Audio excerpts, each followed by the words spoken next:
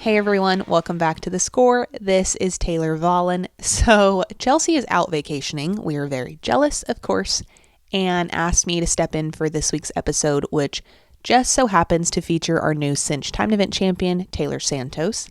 Taylor topped the 2026 CTEC with a time of 351.7 on the Ironman's 25 head for the famous 100 grand, making his second Ironman title. If you'll remember, he was the 2020 champ as well. But a lot of people, myself included, were pretty moved by Taylor's story. Taylor last competed at the timed event in 2023, and in the 2 years since then, he stepped away from competition and underwent 3 surgeries after trying to manage pain that had lingered for years. I think most of us knew that Taylor was out of competition for the last couple of years, but hearing his story firsthand was pretty interesting, and so I don't want to spoil things for you. You're just going to have to take a listen to this episode, which is brought to you by our friends at Fastback Ropes. Fastback Ropes has long been a supporter of so much that we do here at the Team Rope and Journal, so we are so grateful for their support. But like I said, Taylor talks about a lot in this episode. He talks about what the last 2 years of recovery looked like, how encouraging and helpful his wife has been in his rehab, his horsepower at this year's timed event, and so much more that I promise you're not going to want to miss. Congratulations, sir. Thank you so much. Now, give us the rundown. What have you been doing the last 2 years? Where have you been? It's been 2 years since you've been here? Last time I came was 23. I took 24 and 25 off. In 24, I was planning on coming, and I went and saw Tandy about my hips. They'd been bugging me since the NFR in 21, and I tried to just kind of battle through it for a couple years. And went and saw him. He took some images, and I actually flew to Yuma, Arizona. I flew into San Diego to go to Yuma.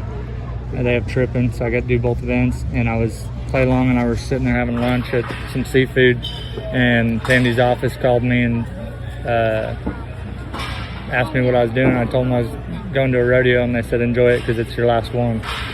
And so after that, we started physical therapy and went to flying to Nashville. And Dr. Bird did such a good job. He wrote the book on that hip surgery. What hip surgery was it?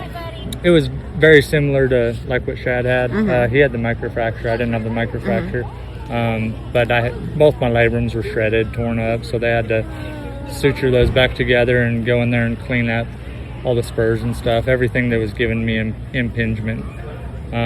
So I mean, they make you wait 10 or 11 weeks in between surgeries. So you do one, and then you start doing physical therapy. And my knee had bugged me, but a lot of times it's common after you get the hip surgeries that your knee doesn't hurt anymore. So I went ahead and did both hip surgeries and was rehabbing, and it felt fine at the house. And then whenever I went back to roping, it wasn't but like the third day my right knee went to being sore again, and so I went back to Tandy and took more images, and then he had a torn meniscus.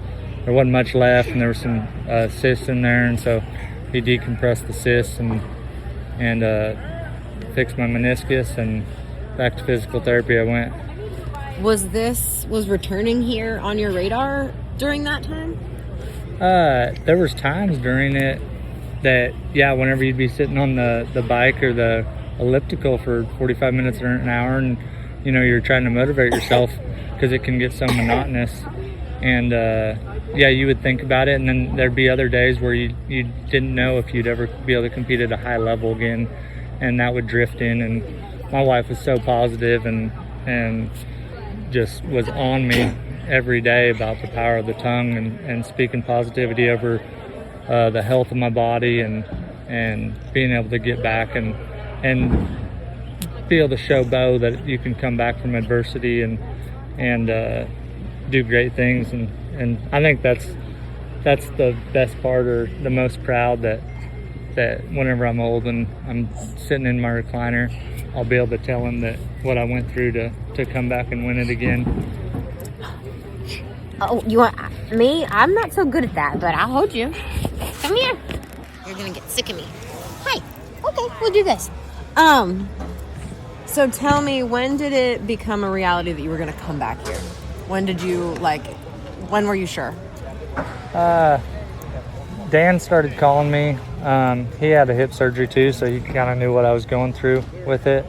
And I kind of put him off a little bit just because I wanted to give my knee plenty of time to heal and give my hips even a little bit extra time to heal. And so he would call me maybe once a month or every month and a half and said, I haven't roped any calves, but whenever I do, I'll let you know how it feels. Because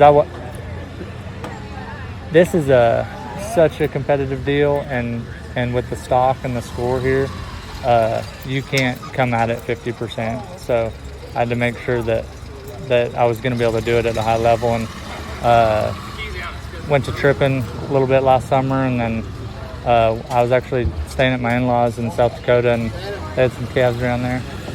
And I decided to enter Cheyenne, and they drew me out due to qualifications, so I didn't get to test it out.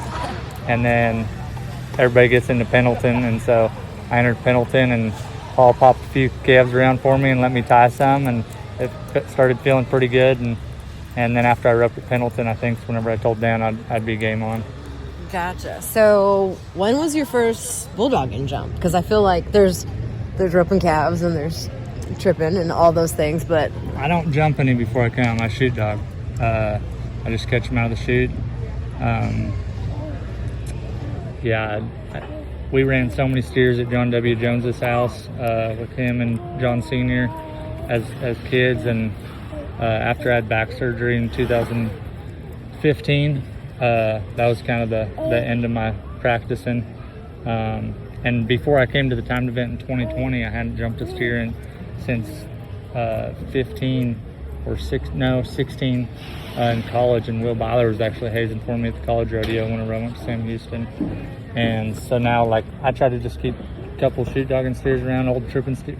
Both of them were old tripping steers. One of my old tripping steers from Clay Long had an old tripping steer that had a bazillion runs on it, and I put them on the feeder and tried to bulk them up a little bit, and we just kept them with the calves and the steers and everything. And if we were team roping and bulldogging steer ran in, I'd just hop off the head horse or the heel horse and shoot dog and just try to get in the vibe of being able to switch disciplines and focus right away. And it seems like that does a lot for my bulldogging. So were you nervous at all? Did it feel different coming back this time after all that time off?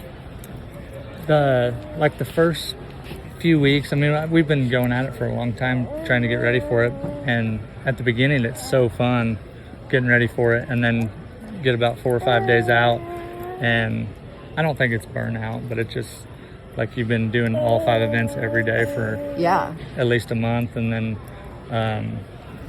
it was good. Riley's girlfriend was up at San Antonio, and so I kind of took 2 days off and just let my body heal a little bit, and then we got back after it for a few days, and then probably 2 or 3 days before, we mainly team roped and roped calves and didn't do as much other bulldogging, and tripped a lot of steers.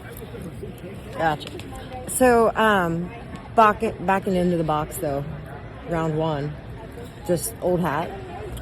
Yeah, I don't know, the first one always seems like seems silly at a 25 header, but the first one almost seems the hardest, and then because there's so much anticipation and haven't been back for a couple years, and so, but after the first heading steer, then you kind of get the feel back and you get the rhythm back and you break a little sweat, and then you feel back at home. Yeah. Tell me about your horsepower. Give me the full rundown. Whose horses were you riding? Tell me their stories. The head horse was Chad Mathis's. I've had him at the house since November. I've just been tripping steers on him for him. He had already tripped some on him, and I was just trying to get him further along, and took him to some jackpots for him and stuff. Hopefully have him ready for him to trip on this summer at the rodeos. And every once in a while on the steer horses, it's good I keep a bunch of jerseys around, and so I like to head on the steer horses and just be able to stand them up and have full control. And he felt so good roping those. I called him and asked him if I could take him to a couple World Series to get a good feel. And so actually we went to Hamilton and Stephenville, and I headed for Riley Wakefield in the 15s because they still have the real barrier, not the World Series barrier, and tried to get the real feel for it. And then in the calf roping, I started out on Gray Mare Chisholm Allen's, and she was doing fine, but I didn't have the feel that I wanted here. Our timing was off, and so after the second round, I walked over we were kind of parked next to Blaine Cox, and I walked over and said, I know I got to do something different. If you have room on the buckskin, I'd love to get on. And he was gracious enough to let me on. And not that it was bad before, but it just seemed like a fresh new deal, just to kind of get back rolling. And so that was awesome. And then the healing about that horse from the San Juan Ranch is a 3-year-old. Clay Bulmer showed him with the snaffle bit. That's awesome. And he's just been around the house. Started him as a calf horse, and he was pretty good, and then just kind of got okay, like not quite rodeo horse, but just a good solid horse. And then decided to team rep on him a little bit. So I team repped on him a little bit, and then I kind of needed a steer horse, so I tripped steers on him for a while. And he's just a mainstay around the house. I think he's 8 now. Is he a CD Diamond or he is a CD Diamond? Yeah, he's a SJR Diamond Odysseus. Got it. And he was out of a good highbrow cat mare that won good. And he's just been cool to have around. I keep him around the house, and I'll rope calves, trip, team rep on him. And then in the summertime, I send him up to Colorado to my uncle, and he heads on him all summer and just keeps him legged up on rodeoing. And then the bulldogging, I've had my eye on that horse for years. Really? I hadn't rode him before here, but I've had my eye on him. Riley Wakefield won Pendleton on him, and I've followed him since that day. And dang sure at Cheyenne last summer, I walked over there and he had 5 or 6 guys in the semis, and I think 2 or 3 made it to the finals. Rowdy Parrott rode him, and I've watched so many runs of that horse. What's his name? Mario. Okay. Mario. And who owns him? Alan Good. Alan Good, okay. And I would have to double check with Alan, but I'm not so sure that it's not the horse that his son won Cheyenne on. Okay. In maybe 24. And who was hazing for you? Alan Good. Alan was hazing for you too. Okay, gotcha. Yeah, he hazed for me, Riley Wakefield, and Quade Hyatt. We all rode that same horse. Gotcha. And yeah, that horse was awesome. And then the steer horse, that's Chisholm Allen's too. Mm-hmm. We rode him a little bit last summer, and then I've just kind of had him at the house since, and he's really come into his own. I think they bought him at the Diamond of the Desert sale in Vegas.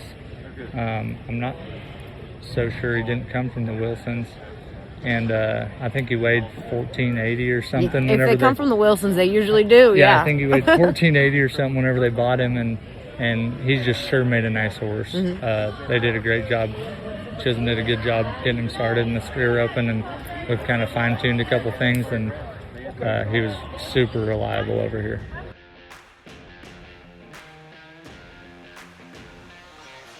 This episode is presented by Fastback Ropes. Fastback Ropes has long been a supporter of the Team Roping Journal, and we are so grateful for their continued support. Every rope that Fastback produces reflects their commitment to craftsmanship, durability, and performance, all qualities that Fastback knows are essential to the roper. Fastback's mission remains steadfast to lead the industry through innovation, quality, and customer satisfaction. Fastback Ropes is excited for the new opportunities this year holds and is committed to exceeding your expectations at every turn. Your success is Fastback Ropes' success, and they are honored to be a part of your journey. Learn more at fastbackropes.com, where you can order ropes, find a local retailer, download the catalog, or shop for gear and merch. Once again, learn more at fastbackropes.com.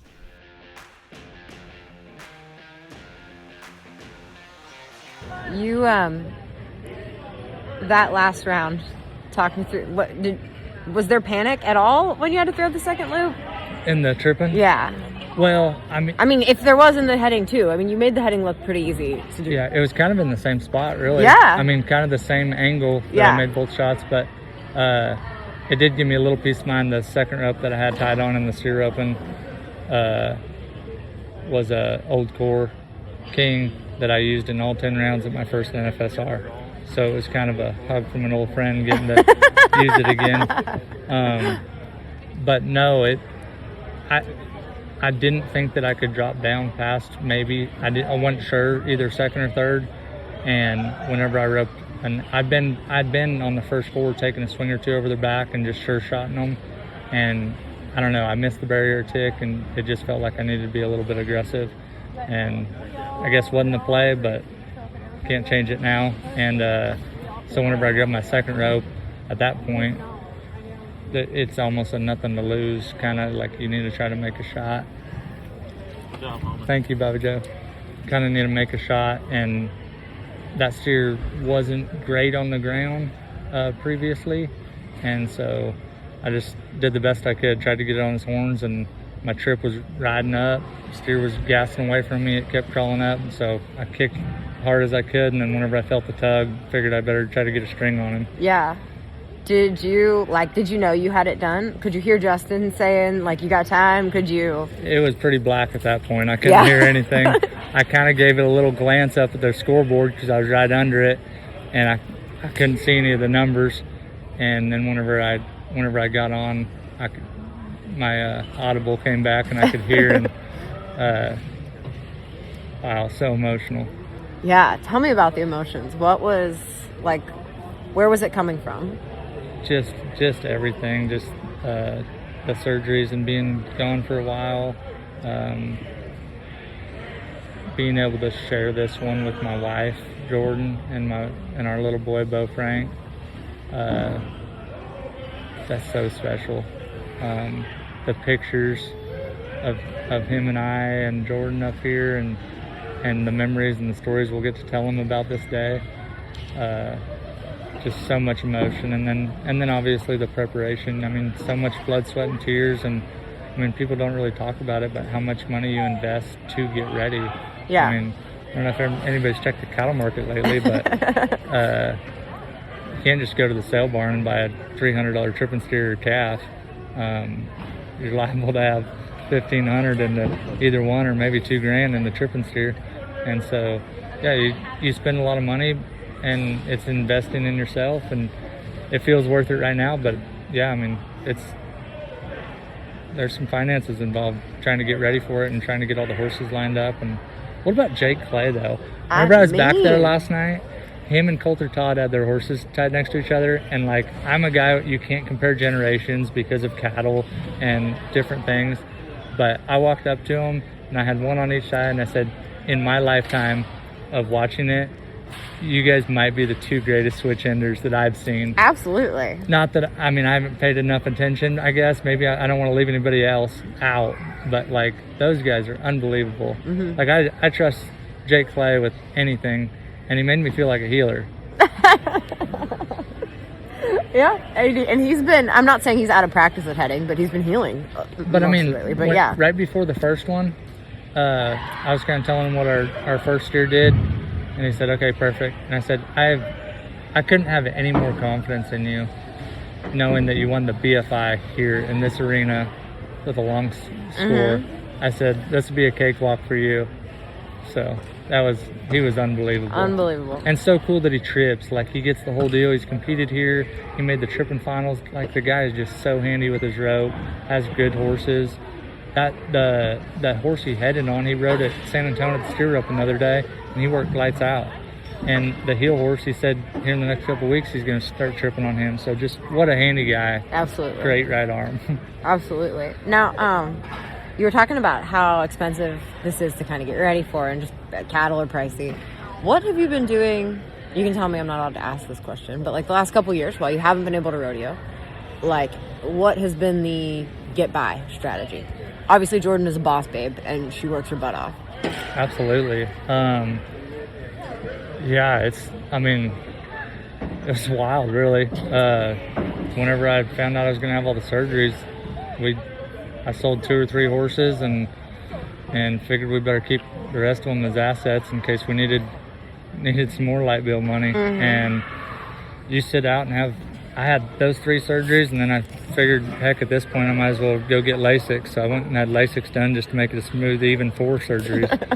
And but yeah, I sold a calf horse and I started calf horse, and yeah, it doesn't take long to burn through that kind of money.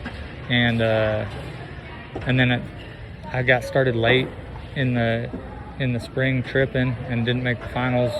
Came up a few spots short, and it was a little tight.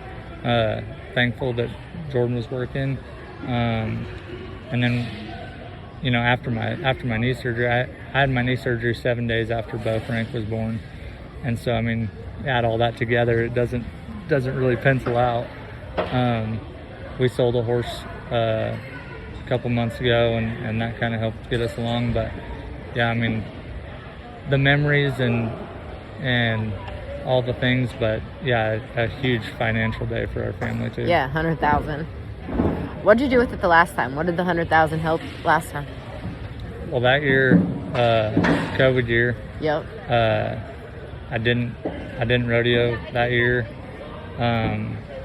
but I started tripping that year, and so I bought that tripping horse, and of course you pay your help and all the stuff, and that would have been 20. The rest of it I ended up buying a calf horse in 21. Gotcha. that I rode at the finals in 21. Decent investment then. So yeah, that one was good. Well, congratulations. So, pretty wild. The horse, the one top horse in the junior Ironman was my high school rodeo calf horse. Nuh-uh. The man's, right? The man's, yeah, from Tehachapi, California. That's amazing. Yeah, I bought him at Rick Machado's horse sale Really? in California. So How long has that kid had him? I don't know exactly how long. You didn't sell him straight to him? No, I sold him as a trail riding horse. Okay. So yeah, and he got a little age on him and got better in the box, and now he's winning on him. Trail riding horses don't go for house buying money or anything, so that's phenomenal. Yeah, I had one state on him and I one silver state on him one year, so I got 2 trailers out of him, but yeah, he kind of had my number in the box. I couldn't score him, and so yeah, I got rid of him, and I think he went through 2 or 3 guys and ended up with him, and he's had him. I think he rode him last year up here whenever he won the junior Ironman, so it's cool that somebody can have success on a horse like that. That's wild. So. I don't know, it would be weird. It would be weird for me not to ask about your mom, but to get to share this with her twice. Absolutely. Tell me about it. She's just been my day one, you know, and I don't think you can even compare either win too, because you know the first one was so emotional with my mom and my brother and my grandpa being alive still, and getting to know that